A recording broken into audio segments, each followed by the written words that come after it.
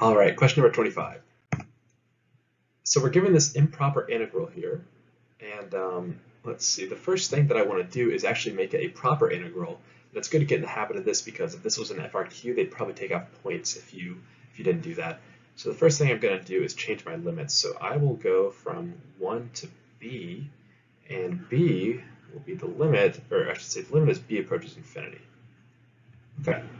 And I have x times e to the negative x squared, so I'll go ahead and make u equal to negative x squared.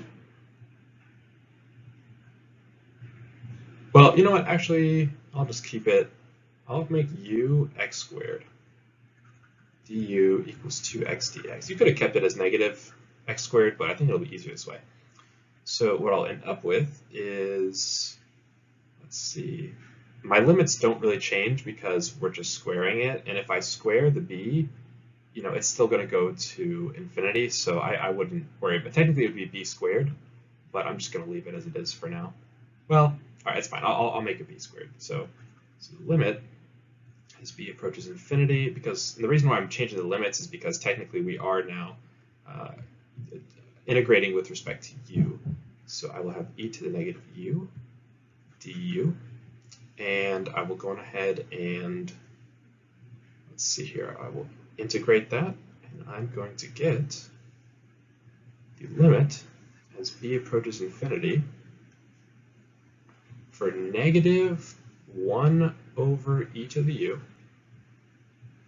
And this is all going to be from 1 to b squared. Okay. All right, so now I will go ahead and evaluate that. So I have negative 1 over e to the b squared. Let's see here. Of course, we have our limit as b approaches infinity.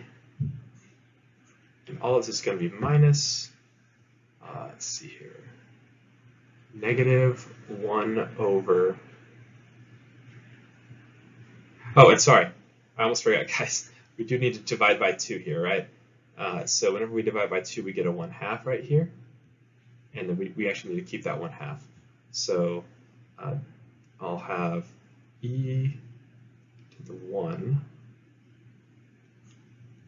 And again, this entire thing needs to be multiplied by 1/2. So this entire thing right here is going to go to 0 because we have 1 divided by infinity, which is equal to 0. And the two negatives are going to turn to a positive, so I will be left with, final answer is positive 1 over 2e. And that's going to be answer choice B, which is the correct answer.